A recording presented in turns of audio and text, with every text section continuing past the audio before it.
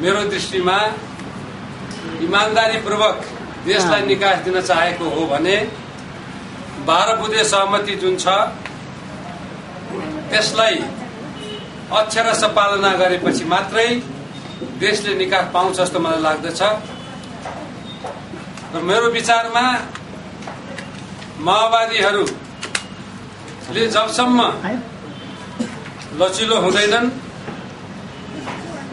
र संविधान बनाउन माओवादीहरूले सहयोग गर्दैनन् तबसम्म संविधान बन्छ जस्तो मलाई लाग्दैन। साँच्चै नै यो देशको उन्नति होस्, प्रगति होस्, यो देशका हामी नेपाली जनताहरू चाहे जुनसुकै कुनामा बस्ने भए तापनि हामी शान्तिपूर्वक बस्न पाऊँ, कसैप्रति कोही त्रसित हुन नपरोस्, हत्या हिंसा नहोस् भन्न चाहने नेपाली जनताको इच्छा र आकांक्षालाई सबै पोलिटिकल पार्टीहरूले पूरा गर्नुपर्छ जस्तो मलाई लाग्दछ। जहाँसम्म अहिले कसरी देशले निकास पाउँछ भन्ने कुरा धमलाजीले भन्नुभयो, मैले भने अक्षरश 12 बुँदे सहमतिलाई पालन गर्नुपर्छ। दुईटा कुराहरू विशेष गरेर 12 बुँदेमा अहिलेसम्म त्यो हुन सकेको छैन। एउटा हो माओवादीका लडाकाहरू जो क्यान्टोनमेन्टमा छन् उनीहरूको व्यवस्थापन हुन सकेको छैन। त्यो 12 बुँदे सहमतिमा व्यवस्थापन, पुनर्स्थापन र व्यवस्थापन, समायोजन र रेखदेख भन्ने कुरा लेखिएको छ।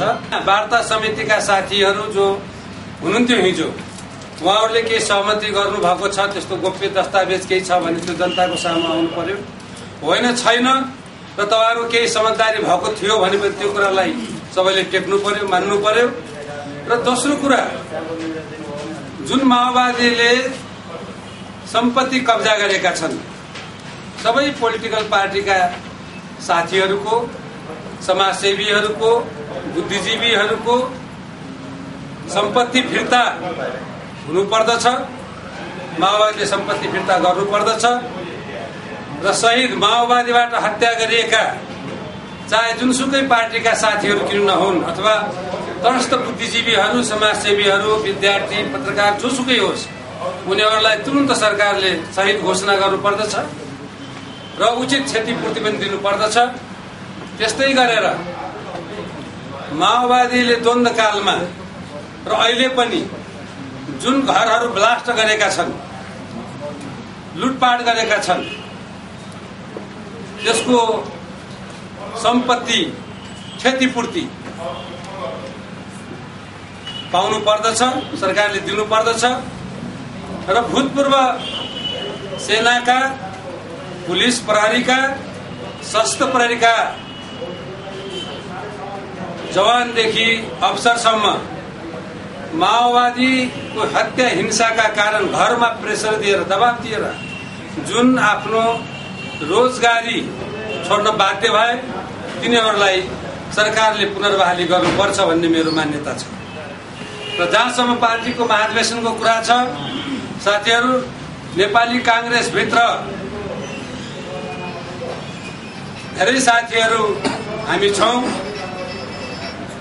नेपाली कांग्रेसमा नेतृत्वको कुनै खडेरी छैन, त्यो कुरा सबैले बुझ्नु पर्दछ। तर हाम्रो महाधिवेशन पनि हुँदैछ।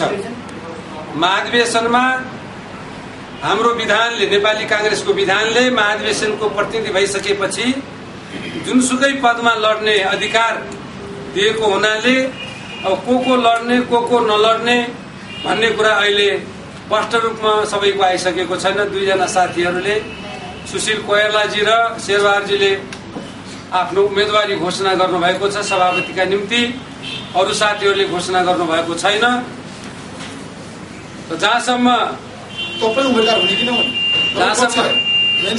अब मेरो कुरा छ, म अहिले जिल्लामा घुम्दैछु, साथीहरूसँग भेटघाट गर्दैछु र तपाईहरु सबैलाई थाहा छ म लामो समयपछि, लगभग 8 वर्षपछि यसरी तपाईहरुको सामनेमा आएको छु आज।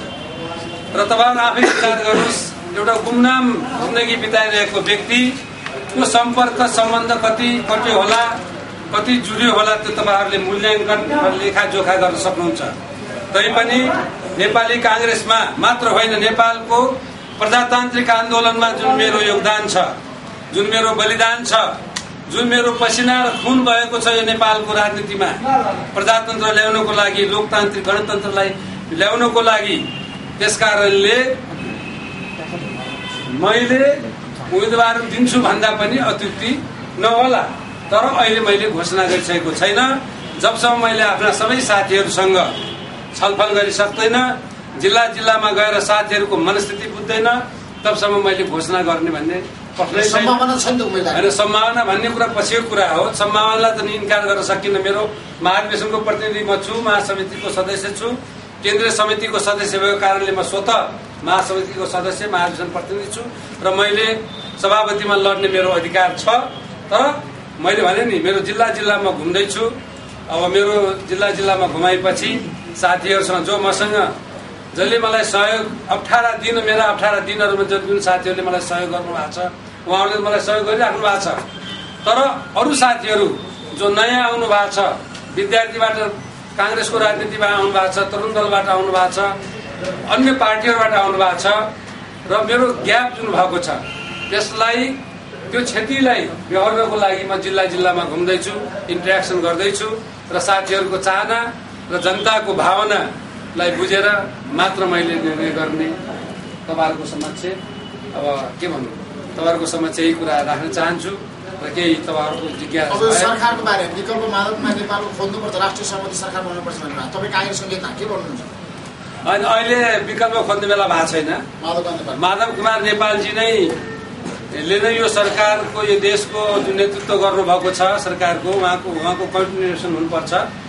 कुनै पनि व्यक्ति प्रधानमन्त्री हुँदैमा धेरै प्रधानमन्त्री भयौं, धेरै मन्त्री भयौं, गयौं आयौं, तर कसैसँग पनि जादुको छडी छैन कि यहाँ कोही हर्दैमा सब चिज भइहाल्ने, कोही बन्दैमा समस्याको समाधान हुने, त्यो केही छैन। त्यसकारणले माधव नेपालजी जो अहिले प्रधानमन्त्री हुनुहुन्छ, उहाँको नेतृत्वमा वास्तवमा माओवादी साथीहरूले पनि विचार गरेर देशलाई निकास दिने हो भने उहाँहरू पनि माधव नेपालजीकै नेतृत्वमा सरकारमा आएर संविधान बनाऊ, चुनाव प्रतिस्पर्धा गरौं र देशलाई निकास दिउँ, देशमा शान्ति होस्, जसलाई जनताले मन पराउँछन्, चुन्छन्, त्यसले नै देशको नेतृत्व गरोस् भन्ने मेरो चाहना छ। अहिले वर्तमान स्थितिमा माधव नेपालजीको विकल्प खोज्ने बेला भएको छैन। उहाँकै नेतृत्वमा यो सरकार अगाडि बढ्छ। समेत गर्ने माओवादीहरूले गरिरहेका छन्, जबरजस्ती चन्दा असुल गर्ने, सम्पत्ति नयाँ नयाँ कब्जा गर्ने, सारा गर्ने भएको हुनाले र कांग्रेसको भिजन क्लियर नभएको कारण कांग्रेसले के गर्ने त? कि त देशले निकास पाउनु, मेरो भनाइ के हो कि त देशले निकास पाउनु पर्यो, होइन भने माओवादीको यही हामीले के अरे हाँगा मात्र पर्न जाउँछ। जरो कहाँ छ, जरो हामीले नपकड्ने, हाँगा पकडेर माओवादीसँग पार लागिन्छ भनेर कांग्रेसले सोचोस्, चाहे एमाले सोचोस्, चाहे यहाँका मानवाधिकारवादी भनाउँदाले सोचुन्, चाहे नागरिक समाजले भन्नु, चाहे तपाईँ पत्रकार साथीहरूले सोध्नुहोस्, त्योबाट केही हुनेवाला छैन। तरुण दस्ता भनेको जस्तो अहिले हाम्रो तरुण दल नेविसङ छ, सिनमा छ, कता लथालिङ्गको अवस्थामा छ हाम्रो, र एउटा नयाँ संगठन बनाएर त्यसलाई राजनीतिक प्रशिक्षणका साथसाथ संगठित रूपमा अगाडि लग्ने र त्यसलाई मतलब जस्तो वाइसेल जस्तो युथ फोर्स छ, युथ फोर्स बनाएको छ, वाइसेल दुनियाँ बनाएको छ। यहाँ प्रत्येक जिल्लामा तपाईहरुले हेर्नुभयो भने सारा मतलब के अरे अराजक स्थिति सेवा केही छैन कुनै पनि ठाउँमा। त्यसकारणले त्यस्ता अराजक गतिविधिहरू जो छन् तिनलाई काउन्टर गर्नुपर्छ, रोक्नुपर्छ भन्ने मेरो मान्यता हो।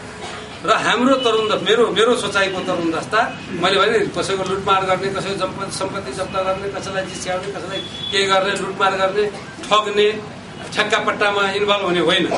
राजनीतिहरूले प्रशिक्षित र सुसंगठित गरेर परिआएको बेला जस्तो सुकै काम पनि गर्ने। यसको मतलब फेरि हतियारै उठाउनुपर्छ भने होइन, हतियार बौद्धिक, पोलिटिकल, राजनीतिक रूपले पनि प्रतिस्पर्धा गर्न सक्ने सक्षम संगठित गर्नुपर्छ। र त्यस्तो एउटा मलाई के लाग्छ भने, तपाईहरु मान्नुस् नमान्नुस्, मलाई के लाग्छ भने किन हतियार बोकेर आउँछन्, माओवादी हतियार बोकेर आउने स्थिति छ। आयो भने माओवादीको मरन्न, के कुरा गर्नुहुन्छ, माओवादीको मरन्न, त्यो कुरा राम्ररी बुझ्नुपर्छ। माओवादीमा कसले जन्माएको, कसले पाले पोस्यो, कसले हुर्काए बढायो, दरबारियाहरूले कसले गरे, प्रचण्ड बाबुराम मैले 54